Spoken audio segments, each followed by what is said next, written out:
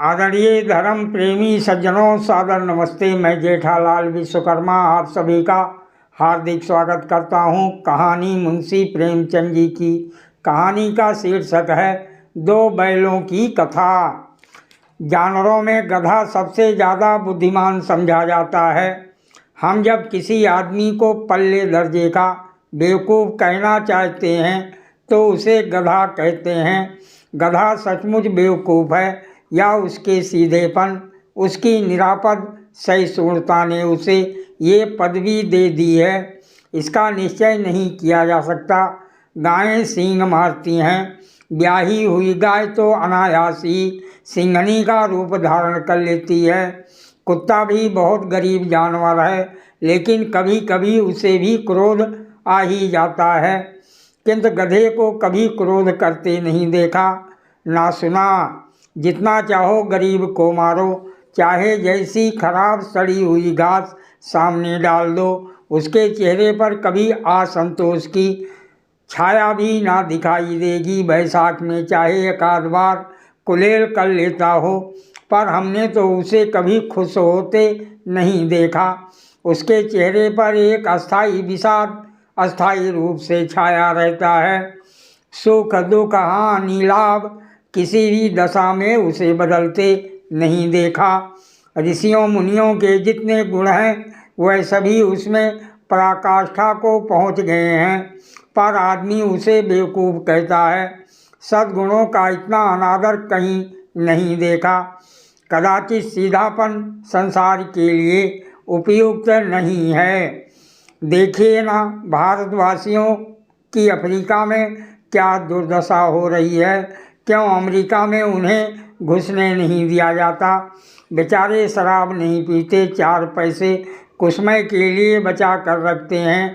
जी तोड़कर काम करते हैं, किसी से लड़ाई झगड़ा नहीं करते। 4 बातें सुनकर गम खा जाते हैं, फिर भी बदनाम है कहा जाता है। वह जीवन के आदर्श को नीचा करते हैं। अगर वह भी ईंट का जवाब पत्थर से देना सीख जाते तो शायद सब कहलाने लगते। जापान की मिसाल सामने है। एक ही विजय ने उसे संसार की सब जातियों में गण्य बना दिया। लेकिन गधे का एक छोटा भाई और भी है, जो उससे कुछ ही कम गधा है, और वो है बैल। जिस अर्थ में हम गधा का प्रयोग करते हैं, कुछ उसी से मिलते जुलते अर्थ में बछिया के ताऊ का भी प्रयोग करते हैं। कुछ लोग बैल को शायद बेवकूफ़ों में सर्वश्रेष्ठ कहेंगे, मगर हमारा विचार ऐसा नहीं है। बैल कभी कभी मारता भी है, कभी कभी अड़ियल बैल भी देखने में आ जाता है, और भी कई रीतियों से वो अपना असंतोष प्रकट कर देता है। अतएव उसका स्थान गधे से नीचा है। झोरी काची के दोनों बैलों के नाम थे हीरा और मोती। दोनों पछाई जाति के थे, देखने में सुंदर, काम में चौकस, डील में ऊंचे। बहुत दिनों साथ रहते रहते दोनों में भाईचारा हो गया था। दोनों आमने सामने या आसपास बैठे हुए एक दूसरे से मूक भाषा में विचार विनिमय करते थे। एक दूसरे के मन की बात कैसे समझ जाता था हम नहीं कह सकते। अवश्य उनमें कोई ऐसी गुप्त शक्ति थी जिससे जीवों में श्रेष्ठता का दावा करने वाला मनुष्य वंचित है। दोनों एक दूसरे को चाटकर और सूंघकर अपना प्रेम प्रकट करते। कभी कभी दोनों सींग भी मिला लिया करते थे, विग्रह के नाते से नहीं, केवल विनोद के भाव से, आत्मीयता के भाव से। जैसे दोस्तों में घनिष्ठता होते ही धौल धप्पा होने लगता है। इसके बिना दोस्ती कुछ फुसफुसी, कुछ हल्की सी रहती है, जिस पर ज़्यादा विश्वास नहीं किया जा सकता।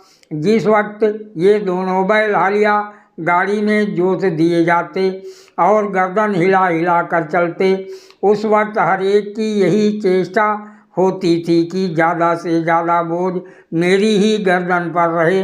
दिन भर के बाद दोपहर या संध्या को दोनों खुलते तो एक दूसरे को चाट चाट कर अपनी थकान मिटा लिया करते। नाद में खली भूसा पड़ जाने के बाद दोनों साथ उठते, साथ नाद में मुंह डालते और साथ में ही बैठते थे। एक मुंह हटा लेता तो दूसरा भी हटा लेता था। संजोग की बात, झूरी ने एक बार गोई को ससुराल भेज दिया। बैलों को क्या मालूम वह क्यों भेजे जा रहे हैं, समझे मालिक ने हमें बेच दिया। अपना यूं बेचा जाना उन्हें अच्छा लगा या बुरा कौन जाने, पर झूरी के साले गया को घर तक गोई ले जाने में दांतों पसीना आ गया। पीछे से हाँकता तो दोनों दाएं बाएं भागते, पगहिया पकड़कर आगे से खींचता तो दोनों पीछे को जोर लगाते, मारता तो दोनों सींग नीचे करके हुंकारते। अगर ईश्वर ने उन्हें बाड़ी दी होती तो झूरी से पूछते, तुम हम गरीबों को क्यों निकाल रहे हो? हमने तो तुम्हारी सेवा करने में कोई कसर नहीं उठा रखी। अगर इतनी मेहनत से काम ना चलता था तो और काम ले लेते। हमें तो तुम्हारी चाकरी में मर जाना कबूल था। हमने कभी दाने चारे की शिकायत नहीं की। तुमने जो कुछ खिलाया वो सिर झुका कर खा लिया। फिर तुमने हमें इस जालिम के हाथ क्यों बेच दिया? संध्या समय दोनों बैल अपने नए स्थान पर पहुँचे। दिन भर के भूखे थे, लेकिन जब नाद में लगाए गए तो एक ने भी उसमें मुंह ना डाला। दिल भारी हो रहा था। जिसे उन्होंने अपना घर समझ रखा था वो आज उनसे छूट गया था। ये नया घर, नया गांव, नए आदमी सब उन्हें बेगानों से लगते थे। दोनों ने अपनी मूक भाषा में सलाह की, एक दूसरे को कनखियों से देखा और लेट गए। जब गांव में सोता पड़ गया तो दोनों ने जोर मारकर पगहे तुड़ा डाले और घर की तरफ चले। पगहे बहुत मजबूत थे, अनुमान ना हो सकता था कि कोई बैल उन्हें तोड़ सकेगा, पर इन दोनों में इस समय दूनी शक्ति आ गई थी। एक एक झटके में रस्सियां टूट गईं। झूरी प्रातःकाल सोकर उठा तो देखा कि दोनों बैल चरनी पर खड़े हैं। दोनों की गर्दनों में आधा आधा गरांव लटक रहा है। घुटनों तक पांव कीचड़ से भरे हैं और दोनों की आंखों में विद्रोहमय स्नेह झलक रहा है। झूरी बैलों को देखकर स्नेह से गदगद हो गया। दौड़कर उन्हें गले लगा लिया। प्रेम आलिंगन और चुंबन का वो दृश्य बड़ा ही मनोहर था। घर और गांव के लड़के जमा हो गए और तालियां बजा बजा कर उनका स्वागत करने लगे। गांव के इतिहास में ये घटना अभूतपूर्व न होने पर भी महत्वपूर्ण थी। बाल सभा ने निश्चय किया, दोनों पशु वीरों को अभिनंदन पत्र देना चाहिए। कोई अपने घर से रोटियां लाया, कोई गुड़, कोई चोकर, कोई भूसी। एक बालक ने कहा, ऐसे बैल किसी के पास ना होंगे। दूसरे ने समर्थन किया। इतनी दूर से दोनों अकेले चले आए। तीसरा बोला, बैल नहीं है, उस जन्म के आदमी हैं। इसका प्रतिवाद करने पर किसी को साहस ना हुआ। झूरी की स्त्री ने बैलों को द्वार पर देखा तो जल उठी। बोली, कैसे नमक हराम बैल हैं कि एक दिन वहाँ काम ना किया, भाग खड़े हुए।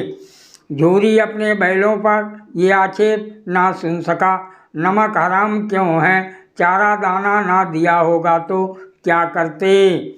स्त्री ने रोब के साथ कहा, बस तुम ही तो बैलों को खिलाना जानते हो, और तो सभी पानी पिला पिला कर रखते हैं। झूरी ने चिढ़ाया, चारा मिलता तो क्यों भागते? स्त्री चिढ़ी, भागे इसलिए कि वह लोग तुम जैसे बुद्धुओं की तरह बैलों को सहलाते नहीं, खिलाते हैं तो रगड़ कर जोतते भी हैं। ये दोनों ठहरे कामचोर भाग निकले। अब देखूं कहाँ से खली और चोकर मिलता है। सूखे भूसे के सिवा और कुछ ना दूंगी, खाएं चाहे मरें। वही हुआ। मजूर को कड़ी ताकीद कर दी गई कि बैलों को खाली सूखा भूसा दिया जाए। बैलों ने नाद में मुंह डाला तो फीका फीका, ना कोई चिकनाहट ना कोई रस, क्या खाएं। आशा भरी आंखों से द्वार की ओर ताकने लगे। झूरी ने मजूर से कहा, थोड़ी सी खली क्यों नहीं डाल देता बे। मालकिन मुझे मार ही डालेंगी, चुरा कर डाला ना दादा, पीछे से तुम भी उन्हीं की सी कहोगे। दूसरे दिन झूरी का साला फिर आया और बैलों को ले चला। अब कि उसने दोनों को गाड़ी में जोता। 2-4 बार मोती ने गाड़ी को सड़क की खाई में गिराना चाहा, पर हीरा ने संभाल लिया, वो ज़्यादा सहनशील था। संध्या समय घर पहुंचकर उसने दोनों को मोटी रस्सियों से बांधा और कल की शरारत पर मजा चखाया। फिर वही सूखा भूसा दिया। अपने दोनों बैलों को खली चूनी सब कुछ दी। दोनों बैलों का ऐसा अपमान कभी ना हुआ था। झूरी ने फूल की छड़ी से भी ना छूता था। उसकी टिटकार पर दोनों उड़ने लगते थे। यहाँ मार पड़ी, आहत सम्मान की व्यथा तो थी ही, उस पर मिला सूखा भूसा। नाद की तरफ आंखें तक ना उठाई। दूसरे दिन गया ने बैलों को हल में जोता, पर इन दोनों ने जैसे पाँव ना उठाने की कसम खा ली थी। वो मारते मारते थक गया, पर दोनों ने पाँव ना उठाया। एक बार जब उस निर्दयी ने हीरा की नाक पर खूब डंडे जमाए, तो मोती का गुस्सा काबू के बाहर हो गया। हल लेकर भागा। हल, रस्सी, जुआ, जोत सब टूट टाट कर बराबर हो गया। गले में बड़ी बड़ी रस्सियाँ ना होती तो दोनों पकड़ाई में ना आते। हीरा ने मूक भाषा में कहा, भागना व्यर्थ है। मोती ने उत्तर दिया, तुम्हारी तो इसने जान ही ले ली थी, अब की बड़ी मार पड़ेगी। पढ़ने दो, बैल का जन्म लिया है तो मार से कहाँ तक बचेंगे। गया 2 आदमियों के साथ दौड़ा आ रहा है, दोनों के हाथों में लाठियां हैं। मोती बोला, कहो तो दिखा दूं कुछ मजा, मैं भी लाठी लेकर आ रहा है। हीरा ने समझाया, नहीं भाई, खड़े हो जाओ, मुझे मारेगा तो मैं भी 1-2 को गिरा दूंगा। नहीं, हमारी जाति का ये धर्म नहीं है। मोती दिल में ऐंठ कर रह गया। गया आ पहुंचा और दोनों को पकड़कर ले चला। कुशल हुई कि उसने इस वक्त मारपीट ना की, नहीं तो मोती भी पलट पड़ता। उसके तेवर देख कर गया और उसके सहायक समझ गए कि इस वक्त टाल जाना ही मसलहत है। आज दोनों के सामने फिर वही सूखा भूसा लाया गया। दोनों चुपचाप खड़े रहे। घर के लोग भोजन करने लगे। उस वक्त एक छोटी सी लड़की 2 रोटियां लिए निकली और दोनों के मुंह में देकर चली गई। उस एक रोटी से इनकी भूख तो क्या शांत होती, पर दोनों के हृदय को मानो भोजन मिल गया। यहाँ भी किसी सज्जन का वास है। लड़की भैरों की थी, उसकी माँ मर चुकी थी। सौतेली माँ उसे मारती रहती थी, इसलिए इन बैलों से उसे एक प्रकार की आत्मीयता हो गई थी। दोनों दिन भर जोते जाते, डंडे खाते, अड़ते, शाम को थान पर बांध दिए जाते और रात को वही बालिका उन्हें 2 रोटियां खिला जाती।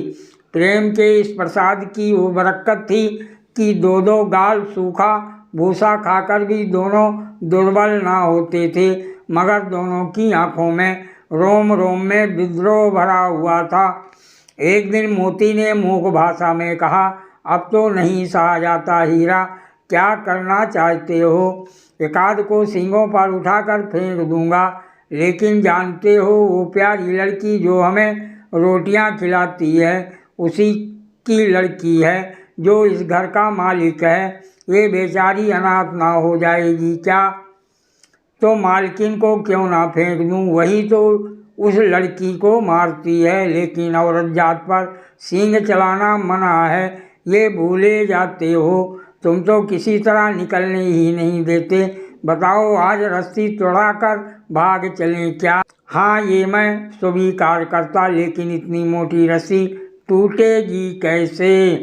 रात को जब बालिका रोटियां खिलाकर चली गई तो दोनों रस्सियां चबाने लगे, पर मोटी रस्सी मुंह में ना आती थी। बेचारे बार बार जोर लगाकर रह जाते थे। सहसा घर का द्वार खुला और वही लड़की निकली। दोनों सिर झुकाकर उसका हाथ चाटने लगे। दोनों की पूँछें खड़ी हो गईं। उसने उनके माथे सहलाए और बोली, खोले देती हूँ, चुपके से भाग जाओ, नहीं तो यहाँ लोग मार डालेंगे। आज घर में सलाह हो रही है कि इनकी नाकों में नाथ डाल दी जाए। उसने गराव खोल दिया, पर दोनों चुपचाप खड़े रहे। मोती ने अपनी भाषा में कहा, अब चलते क्यों नहीं? हीरा ने कहा, चलें तो, लेकिन कल इस अनाथ पर आफत आएगी, सब इसी पर संदेह करेंगे। सहसा बालिका चिल्लाई, दोनों फूफा वाले बैल भागे जा रहे हैं। ओ दादा, दोनों बैल भागे जा रहे हैं, जल्दी दौड़ो। गया हड़बड़ा कर भीतर से निकला और बैलों को पकड़ने चला। वे दोनों भागे। गया ने पीछा किया। वह और भी तेज हुए। गया ने शोर मचाया। फिर गांव के कुछ आदमियों को भी साथ लेने के लिए लौटा। दोनों मित्रों को भागने का मौका मिल गया। सीधे दौड़ते चले गए, यहाँ तक कि मार्ग का ज्ञान ना रहा। जिस परिचित मार्ग से आए थे उसका यहाँ पता ना था। नए नए गांव मिलने लगे। तब दोनों एक खेत के किनारे खड़े होकर सोचने लगे, अब क्या करना चाहिए। हीरा ने कहा, मालूम होता है राह भूल गए, तुम भी बेतहाशा भागे, वहीं उसे मार गिराना था। उसे मार गिराते तो दुनिया क्या कहती, वो अपना धर्म छोड़ दे, लेकिन हम अपना धर्म क्यों छोड़ें। दोनों भूख से व्याकुल हो रहे थे। खेत में मटर खड़ी थी, चरने लगे। रह रहकर आहट ले लेते थे, कोई आता तो नहीं है। जब पेट भर गया, दोनों ने आज़ादी का अनुभव किया तो मस्त होकर उछलने कूदने लगे। पहले दोनों ने डकार ली, फिर सींग मिलाए और एक दूसरे को खेलने लगे। मोती ने हीरा को कई कदम पीछे हटा दिया, यहाँ तक कि वो खाई में गिर गया। तब उसे भी क्रोध आया, संभल कर उठा और फिर मोती से भिड़ गया। मोती ने देखा खेल में झगड़ा हुआ चाहता है तो किनारे हट गया। सादर प्रणाम। शेष अगले भाग।